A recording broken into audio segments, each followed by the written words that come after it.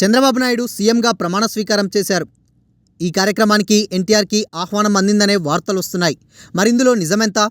ఆంధ్రప్రదేశ్లో కొత్త ప్రభుత్వం కొలువుదీరింది. ఎన్నికల్లో భారీ విజయం సాధించిన ఎన్డీఏ కూటమి ప్రభుత్వం ప్రమాణ స్వీకారం చేసింది. ముఖ్యమంత్రిగా చంద్రబాబు నాయుడు ప్రమాణ స్వీకారం చేశారు. ఉదయం 11 గంటల నుంచి ఈ ప్రమాణ స్వీకార కార్యక్రమం జరిగింది. ప్రధాని మోడీ, అమిత్ షా వంటి పలువురు దేశ నాయకులు ఈ ప్రమాణ స్వీకార వేడుకల్లో పాల్గొన్నారు. అందుకు భారీ ఏర్పాట్లతో ఈ వేడుకను ఏర్పాటు చేశారు టీడీపీ శ్రేణులు.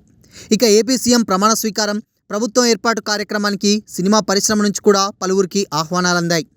అందులో మెగాస్టార్ చిరంజీవికి ప్రత్యేక ఆహ్వానం అందింది. విశిష్ట అతిథిగా ఆయన్ని చంద్రబాబు ఆహ్వానించారు. ఫ్యామిలీతో కలిసి సతీ సమేతంగా ఈ కార్యక్రమానికి హాజరయ్యారు చిరంజీవి. తన భార్య సురేఖ, కూతురు శ్రీజ, ఆమె 2 కూతుళ్లు చిరంజీవితో పాటు వచ్చారు.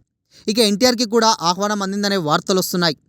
ప్రమాణ స్వీకారానికి చంద్రబాబు నుంచి జూనియర్ ఎన్టీఆర్కి ఆహ్వానం అందిందనే ప్రచారం కూడా జోరుగానే జరిగింది.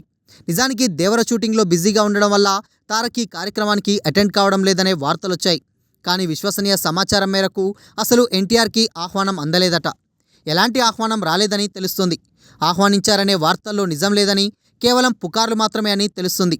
కొన్ని సోషల్ మీడియా హ్యాండిల్స్, వెబ్సైట్స్ సృష్టించిన పుకార్లు మాత్రమే అని సమాచారం. మరి అందులో నిజమెంత అనేది తెలియాల్సి ఉంది. ఇదిలా ఉంటే చంద్రబాబుకి ఎన్టీఆర్కి మధ్య కొంత గ్యాప్ వచ్చినట్టు చాలా రోజులుగా ప్రచారం జరుగుతుంది. తారక్ని చంద్రబాబు దూరం పెట్టారని అంటున్నారు. బాబాయ్ బాలయ్యతోనూ విభేదాలు నెలకొన్నాయని, నారా నందమూరి ఫ్యామిలీతో ఎన్టీఆర్కి కొంత గ్యాప్ నెలకొందనే ప్రచారం చాలా కాలంగానే జరుగుతుంది. గతంలో చంద్రబాబు అరెస్టుపై తారక్ స్పందించకపోవడం ఈ వివాదానికి ఆజ్యం పోసిందని అంటున్నారు. అంతకుముందే కొన్ని వ్యక్తిగత విభేదాలున్నాయని, చంద్రబాబు అరెస్టు తర్వాత అది మరింత పెరిగిందనే రూమర్స్ కూడా వచ్చాయి.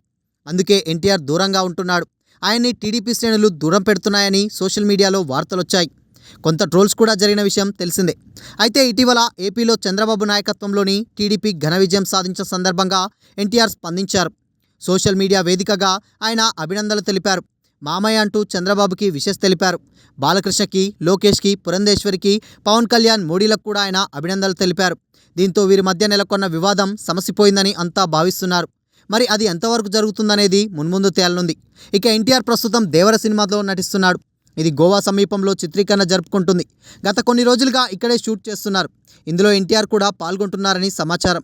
ఆయనతో పాటు కీలక పాత్రలో నటిస్తున్న నటీనటులు కూడా ఉంటారని, ఓ పాటని చిత్రీకరిస్తున్నారని తెలుస్తుంది. కొరటాల శివ దర్శకత్వంలో ఈ మూవీ రూపొందుతుంది. భారీ బడ్జెట్తో పాన్ ఇండియా మూవీగా తెరకెక్కిస్తున్నారు. జాన్వీ కపూర్ ఇందులో హీరోయిన్గా నటిస్తుండగా, ఇందులో సైఫ్ అలీ ఖాన్ నెగిటివ్ రోల్ పోషిస్తున్నారు. కళ్యాణ్ రామ్, సుధాకర్ మిక్కిలినేని సంయుక్తంగా నిర్మిస్తున్నారు. దసరా కానుకగా అక్టోబర్ 10న ఈ సినిమాని విడుదల చేస్తున్నారని ఇప్పటికే మూవీ టీం ప్రకటించింది.